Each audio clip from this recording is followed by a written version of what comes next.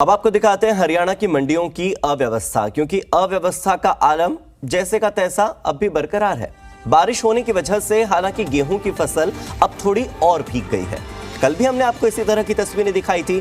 बूंदाबांदी के बाद खुले आसमान के नीचे पड़ा गेहूं दिखाया था, लेकिन उन तस्वीरों को आपने देखा, हमने देखा, लेकिन शायद वो तस्वीरें सरकार तक पहुंच नहीं पाई। और उसका परिणाम ये कि यमुनानगर के रादौर की ये तस्वीरें आज फिर हमें देखने को मिली है, जहां अचानक मौसम ने करवट ली। अब इसे अचानक तो नहीं कहा जा सकता, क्योंकि मौसम विभाग तो पहले ही अलर्ट जारी कर चुका था। मौसम बदलने का अनुमान तो पहले से जताया गया था। पता होने के बावजूद बारिश हुई, लोगों को गर्मी से राहत जरूर मिली, लेकिन मंडियों में बिक्री के लिए पहुंची गेहूं की फसल पूरी तरह से भीग गई।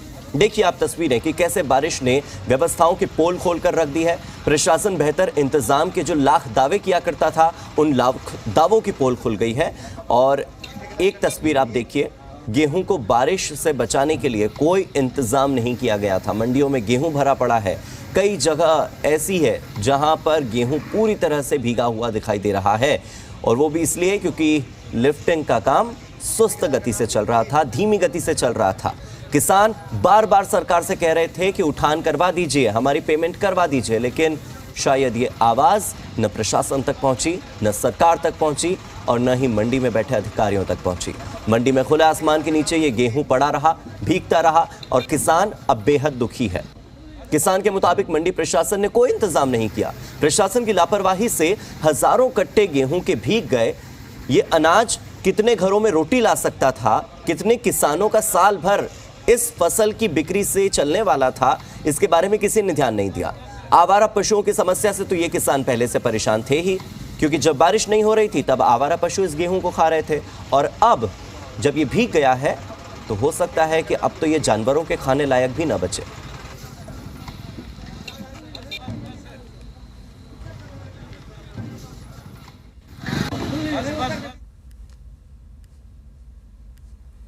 स्थिति तो बहुत खराब है जी। स्थिति माल का उठाव नहीं रहा, जगह है नहीं, साइड की तो व्यवस्था जो है उसमें माल लगाई दिया, और जिम्मेदार कहाँ जाएगा। बाहर खड़ी ट्रालियाँ सामने आपकी खड़ी, देखो आप, आधा अनाज पानी में पड़ा, क्या करेगा जिम्मेदार। पहली कुदरत की मार पड़ रही खेतों में ही।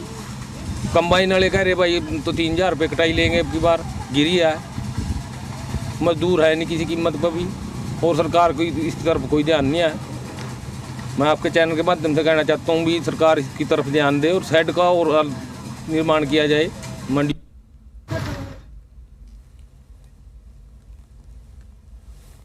और यमुनानगर से मेरे सहयोगी कुलवंत सिंह जुड़ चुके हैं। कुलवंत, कल हम तस्वीरें दिखा रहे थे अलग अलग मंडियों की, जहां पर पशु, आवारा पशुओं के चारे का काम कर रहा था ये गेहूं। ये फसल जो किसानों की महंगी कमाई है, जो किसानों के लिए, उनके लिए सोने के बराबर है, लेकिन आज तो ये फसल ऐसी हो गई है कि अब आवारा पशु भी इसे नहीं खाएंगे। जी बिल्कुल, देखिए मैं उसी अनाज मंडी में खड़ा हूँ जहाँ की मैंने तस्वीरें दिखाई थी, और ये मैं अभी दिखाना चाहूंगा कि यहाँ पर जो लेबर लगी हुई है, ये उन जो गिल्ली बोरियां हैं, अनाज भीग चुका था उनको लगाने में लगी हैं। ये मैं कैमरामैन को बोलूंगा एक बार ये नजदीक से बोरियां दिखाएं कि देखिए यहाँ पर कितनी जो गेहूं है बोरियां लगी हैं, गिल्ली गेहूं की लगी है, और नीचे भी ये बोरियां बिल्कुल गिल्ली हो चुकी हैं। और मैं यहाँ पर और भी दिखाना चाहूंगा, मेरे साथ ये बाहर भी, साइड के बाहर भी लगी हुई है। यहाँ पर एक बड़ी, मैं सहयोगी को बोलूंगा कि सामने से आए और ये तस्वीरें दिखाए। यहाँ पर ये अभी भी देखिए कार्तिक, ये पानी यहाँ पर पड़ा हुआ है मंडी के अंदर, ये पानी यहाँ पर जमा है, और ये यहाँ पर पानी है, और इस पर बिल्कुल पूरी गेहूं। कुलवंत, अब इस गेहूं को उठाने का काम कौन कर रहा है? अब इस भीगे हुए गेहूं को उठाने का काम कौन कर रहा है? किसान खुद या फिर मंडी प्रशासन से मजदूरों को बुलाया गया है? जी हार्दिक, देखिए ये जो आड़ती होते हैं वही, जिनके पास ये गेहूं आती है, जो भी आड़ती होता है वही इसको अब उठाने का काम कर रहा है। लेकिन कहीं ना कहीं इसमें जो मंडी प्रशासन है वो अभी भी बिल्कुल लापरवाही बरत रहा है। किसी तरह का उठान नहीं किया जा रहा है। लगातार उनसे संपर्क करने की कोशिश की जा रही है किसी भी तरह से। अगर मैं बात करूं तो अभी भी मेरे पीछे आप देख सकते हैं कि यहाँ पर कितनी जो बोरियां लगी हुई हैं, ये सब कुछ पल्लड़ और पॉलीथीन से ढकी हुई हैं। यहाँ पर भी ये बिल्कुल सुबह ऐसा हालात थे कि बिल्कुल एकदम जो गेहूं है वो खराब हो जाएगी, लेकिन अब यहाँ पर जो इसको उठाने का काम किया जा रहा है, यहाँ पर जो लेबर है वो लगातार इन गिल्ली बोरियों को इधर से उधर दूसरी तरफ पलटी मार रहे हैं। ठीक है कुलवंत, माफी के साथ आपको रोकना चाहूंगा। कुलवंत, आप तस्वीरें दिखाते रहिए। मेरे साथ कांग्रेस के प्रवक्ता वेद प्रकाश विद्रोही जी जुड़ गए हैं। विद्रोही जी, बहुत बहुत शुक्रिया हमारे साथ जुड़ने के लिए। सर, हम तो बहुत दिनों से ये खबर दिखा रहे थे कि मौसम विभाग ने अलर्ट जारी किया है, बारिश हो सकती है, बूंदाबांदी हुई है, गेहूं थोड़ा भीग रहा है, खुले आसमान के नीचे है। हमारी खबर नहीं पहुंची, लेकिन क्या आपकी आवाज भी सरकार तक, प्रशासन तक नहीं पहुंची? विपक्ष भी बार बार कह रहा था कि किसानों को दिक्कत हो सकती है। क्या हुआ ये?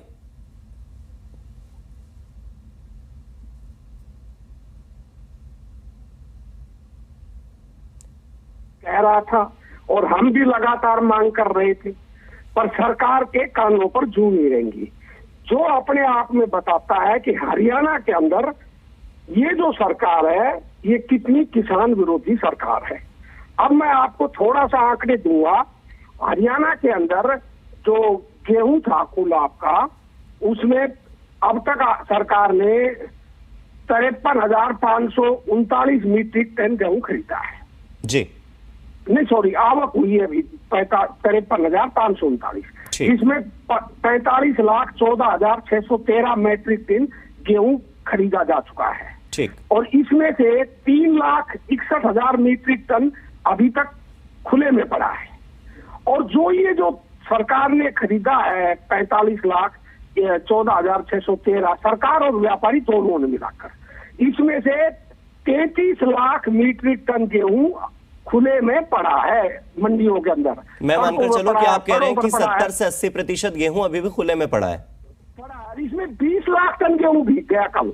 20 लाख टन गेहूं कल भीग चुका है। 20 लाख टन। ठीक। 33 लाख में से 20 लाख टन गेहूं भीग चुका है। अब 20 लाख टन गेहूं भीगने का मतलब है कि भाई ये भी 70% के करीब गेहूं भीग गया। 65-70% के करीब।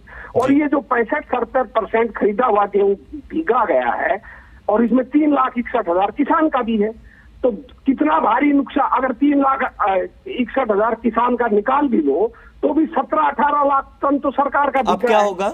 अब भविष्य क्या? अब ये गेहूं भीगेगा, अब नुकसान किसको उठाना पड़ेगा? सरकार को। इसको कंडेम करेंगे या कितना भीगा है ये तो अभी रिपोर्ट नहीं है। अगर ज्यादा भीगा तो सस्ते के अंदर ये इनको दे देंगे शराब व्यापारियों को। जान पर विद्रोही जी, ये तो मौसम विभाग तो बहुत दिन से अलर्ट जारी कर चुका था कि बारिश आने वाली है, फिर क्यों कोई व्यवस्था नहीं हुई? मैंने जो आंकड़े आपको गिनाए हैं वो यही बताता है कि किस तरह हरियाणा के अंदर घोटाले की नींव रखी जाती है। अब 17-18 लाख टन गेहूं भीगा है। अब ये 17-18 लाख कितना भीगा है, क्योंकि अब ये तो क्योंकि गुणवत्ता का तो बाद में पता चलेगा। तो आपको ये नहीं लगता कि इसमें सरकार जिम्मेदार है या फिर प्रशासन के अधिकारी जिम्मेदार है? ये भी तो हो सकता है कि कृषि मंत्री की ओर से आदेश आ गया और अधिकारियों के कानों पर जू न रेंगी हो। हम अधिकारियों को इतना दरकिनार क्यों कर देते हैं अपनी बातचीत से? ऐसा है जो खराब गेहूं दिया जाता है इनको, शराब के व्यापारियों को सरकारी स्तर पर दिया जाता है और उसके फैसले पहले ही हो लेते हैं। मोटा खेल होता है। तो ये निचले स्तर का खेल नहीं है, ये उचले स्तर का खेल है कि ये जानते हुए भी कि 3 दिन लगातार 18, 19, 20 बारिश का मौसम है, गेहूं को सड़ाओ और जितना सड़ जाए वो शराब व्यापारियों को बेचकर मौज करो। केवल इन्होंने अब तक जितना जब से खरीद 9,87,000 मीट्रिक टन ही इन्होंने गोदामों में पहुंचाया है केवल अब तक। ठीक है, मेरे साथ मेरे सहयोगी कुलवंत जुड़े हुए हैं यमुनानगर से। कुलवंत, यमुनानगर के रादौर की क्या स्थिति है? विद्रोही जी जो आंकड़े पेश कर रहे हैं उससे मेल खाता है क्या वहां की जो ग्राउंड रिपोर्ट का हाल है वो? हार्दिक, देखिए जिस तरह से बात की गई, लेकिन इससे तो बिल्कुल विपरीत एक भी आंकड़ा हम कह नहीं सकते कि ये आंकड़ा मैच करता हो, क्योंकि धरातल पर हम इस वक्त खड़े हुए हैं और सुबह भी हमने दिखाया था धरातल से कि जिस तरह से यहाँ मंडी थी तो मंडी कम और तालाब ज्यादा लग रहा था। कहीं ना कहीं प्रशासन, चाहे मंडी प्रशासन हो या फिर कोई भी जिला प्रशासन हो, कहीं ना कहीं जो किसानों का गेहूं की फसल है उनके लिए प्रबंध करने में बिल्कुल फेल नजर आया।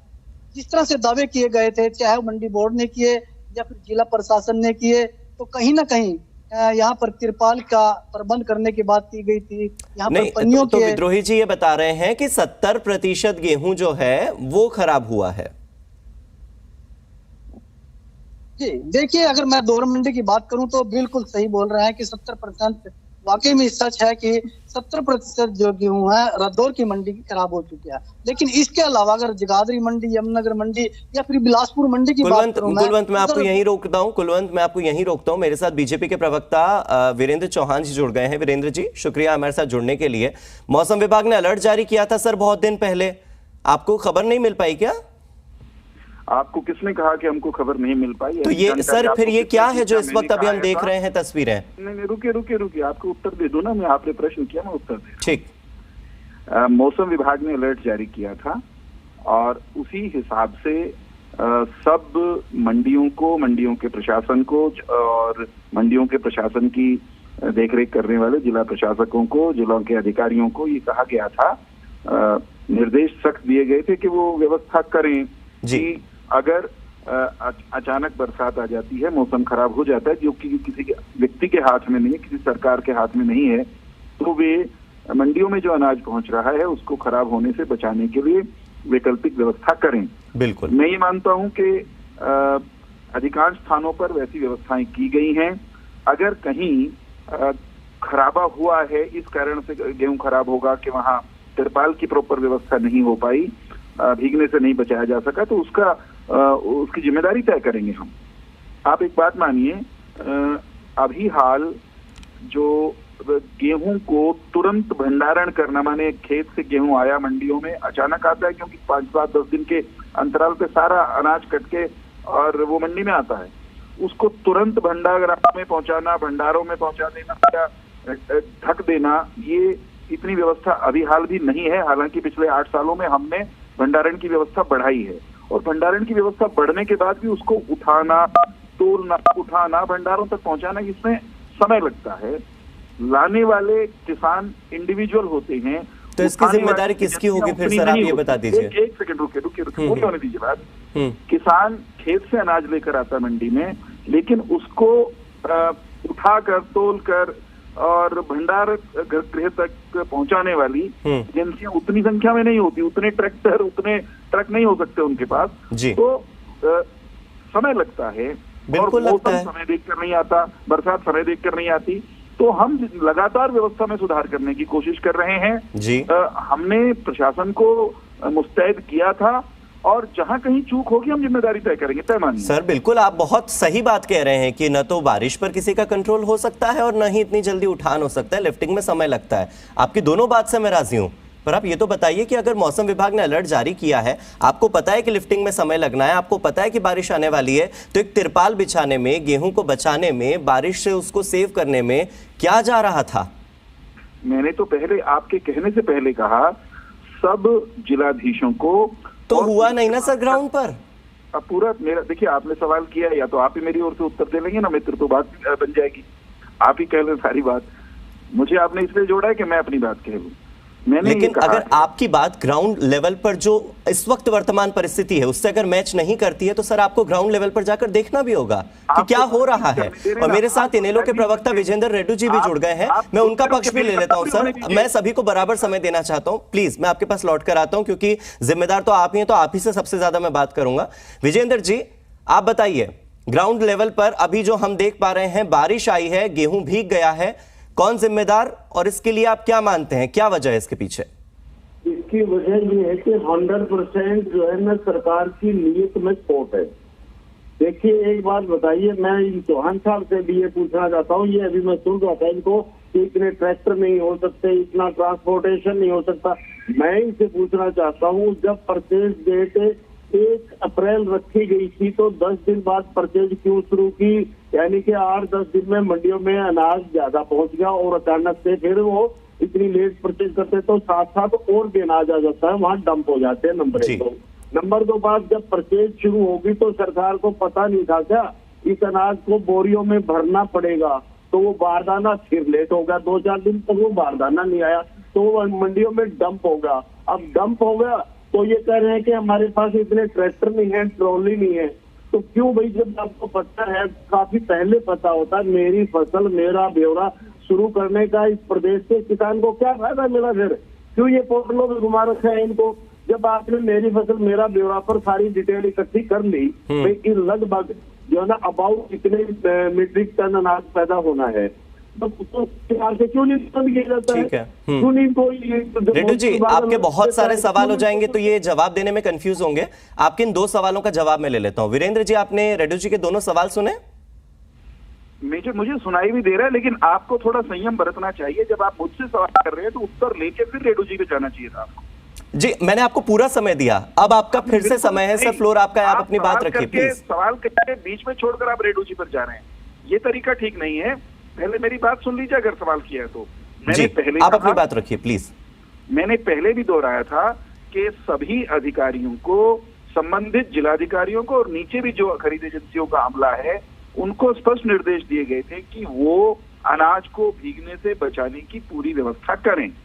अगर कहीं चूक हुई है तो हम जिम्मेदारी तय करेंगे और ये आप देख लीजिएगा, आपके सामने बात आ जाएगी। अब बात आती है जो रेड्डी जी कह रहे हैं, वो ये कि क्या सरकार को ये पोर्टलों में क्यों उलझा रखा है किसान को? पोर्टल का संबंध खरीद की प्रक्रिया से है, किसान को सुविधा देने से है, किसान की खरीद व्यवस्थित तरीके से हो जाए इस चीज से है। आपको पोर्टल से परेशानी है कि अनाज के भीगने से परेशानी है? आपकी समस्या अनाज का भीगना होना चाहिए। वही समस्या हमारी भी है, हमारे सामने भी चुनौती है। उससे निपटने के लिए हम इंतजाम कर रहे हैं। बरसात आ गई, अनाज मंडियों में कहीं भीग गया तो उसके लिए आप पोर्टल को अगर कोस रहे हैं तो आपकी नीयत में, आपकी सोच। वीरेंद्र जी, फिर आप शायद कंफ्यूज हो गए। उन्होंने ये नहीं कहा कि पोर्टल में दिक्कत है, उन्होंने कहा कि जब आपने पोर्टल से सारी जानकारी ले ली फिर क्या दिक्कत है? आप उनका सवाल समझ लीजिए। मैं वही कह रहा हूँ, मैं वही उत्तर दे रहा हूँ। पोर्टल किस लिए है? पोर्टल हर किसान ने क्या फसल, कितनी फसल उगाई है, उसको उसकी पेमेंट प्रॉपर तरीके से मिल जाए, इस सब के लिए पोर्टल है। पोर्टल है किसान की फसल खराब हो गई तो उसको रजिस्टर करने के लिए है ताकि उसको मुआवजा दिया जा सके। अनाज मंडी से भंडार गृह तक चला जाए, उसमें पोर्टल की भूमिका नहीं है। मैं फिर दोहरा रहा हूं, हम सुनिश्चित करेंगे कि अगर कहीं अनाज भीगा है तो उसकी जिम्मेदारी तय हो, और अनाज जब आता है मंडी में, कहने कि 10 तारीख से खरीद शुरू क्यों की, लेट क्यों की? लेट खरीद इसलिए नहीं शुरू की कि सरकार, उससे कुछ सरकार को लाभ होने वाला था जी। सरकार तो तैयारी में बैठी थी, खरीदना चाहती थी, खरीद लिया है। वो इसलिए हुई देरी रेड्डी जी, आपको भी मालूम है, आप भी मुझे लगता है गांव में ही रहते होंगे, खेती किसानी से आपका मेरा दोनों का संबंध है। क्योंकि बरसात हो गई थी, गीली हो गई थी फसल, कटाई के समय जब फसल गीली हो जाती है उसमें नमी ज्यादा होती है, वो खरीदने के, वो कटाई के लायक भी बहुत बार नहीं होती और खरीद के योग्य तो होती ही नहीं है जी। तो अनावश्यक रूप से राजनीतिक पॉइंट स्कोर करने की इसमें कतई कोई गुंजाइश नहीं है। हम भंडारण की व्यवस्था को लगातार बेहतर बनाने की कोशिश कर रहे हैं। ठीक वीरेंद्र जी, मैं उनसे पक्ष ले लेता हूं। आपका पक्ष आ गया। आपने लगातार 3 बार एक ही बात बोली है कि आपने सभी अधिकारियों को यह बात बोल दी थी कि हम क्या क्या करने वाले हैं और क्या क्या तैयारी आपको करनी है। बावजूद इसके अगर कहीं नहीं हो पाई तो आप जिम्मेदारी तय करेंगे। आपका ये बयान मैं सुन चुका। अब मैं पूछ लेता हूँ रेड्डी जी से। रेड्डी जी, क्या आप इससे संतुष्ट हैं? नहीं, पहला क्वेश्चन तो मेरा यही बनता है वीरेंद्र जी से, कल मुख्यमंत्री जी ने ऑर्डर जारी किए हैं कि वैकल्पिक व्यवस्था कीजिए और इसका उठान करवा दीजिए जितना जल्दी हो सके। कल ये क्यों किए जब आज से कई दिन पहले से मंडियों में डंप पड़े हुए हैं, ह्यूज डंप पड़े हुए हैं? तो जब ये डंप बनने शुरू हुए तभी अगर इस तरह की वैकल्पिक व्यवस्था की जाती तो ये हालात पैदा नहीं होते। नंबर 1 बात। नंबर 2 बात ये कहते हैं कि ई टेंडरिंग एक बहुत अच्छी प्रणाली है और ये उठान का ई टेंडर के माध्यम से ही ठेका दिया हुआ इन्होंने, तो वो ई टेंडरिंग असफल क्यों हो रही है जिसके ऊपर सरकार इतना जोर लगा रहे? क्यों नहीं उन ठेकेदारों के ऊपर इस बात का प्रेशर बनाया जाता है? आप कहीं से भी साधन लाइए, ट्रैक्टर लाइए, ट्रक लाइए, हमें उठान चाहिए। ओवरऑल निचोड़ वीरेंद्र जी क्या है कि आपकी सरकार का अधिकारियों पर पकड़ नहीं है, ब्यूरोक्रेसी सरकार को चला रही है, प्रदेश को चला रही है, सरकार सो रही है, जाग नहीं रही है सरकार। प्रेस जब कोई मुसीबत आ जाती है तब संभलती है। आप देखिए, फसल की बिजाई होगी तो कहेंगे बारिश अचानक आ गई, बिजाई ज्यादा होगी इसलिए अचानक डिमांड होगी तो खाद नहीं मिलेगा। धान लगेगा तो फिर कहेंगे अचानक ज्यादा धान लग गया इसलिए बिजली की आपूर्ति नहीं हो पा रही है। अब जो है ना अनाज ज्यादा आ गया इसलिए बारदाना नहीं आ रहा है। ग्रीड ज्यादा हो गई, उठान के लिए ट्रांसपोर्टेशन नहीं मिल रहा है। Why you are not prepare in advance? सरकार की ड्यूटी होती है कि वो एडवांस में अपनी तैयारी पूरी करे। आज देखिए करनाल में कितना अनाज भीग गया है। अब बेशक वो सरकार का भीगा हो, लेकिन वो भी तो एक नुकसान है। So government is lacking at preparation level, ये कहना है विपक्ष का। विजेंद्र रेड्डी जी भी जुड़े हुए थे, वेद प्रकाश विद्रोही जी भी जुड़े हुए थे, दोनों ने सरकार को कोसा, लेकिन वीरेंद्र चौहान जी ने बीजेपी का पक्ष रखते हुए ये बात साफ कही कि हमने अधिकारियों को कहा था, अब कहीं पर अगर कोई चूक हो गई है तो जिम्मेदारी हम तय करेंगे। बहुत बहुत शुक्रिया बीजेपी की ओर से वीरेंद्र चौहान जी, आप जुड़े थे, बहुत बहुत धन्यवाद अपना पक्ष रखने के लिए। रेड्डी जी आपका भी, और साथ ही वेद प्रकाश विद्रोही जी आपका भी बहुत बहुत धन्यवाद।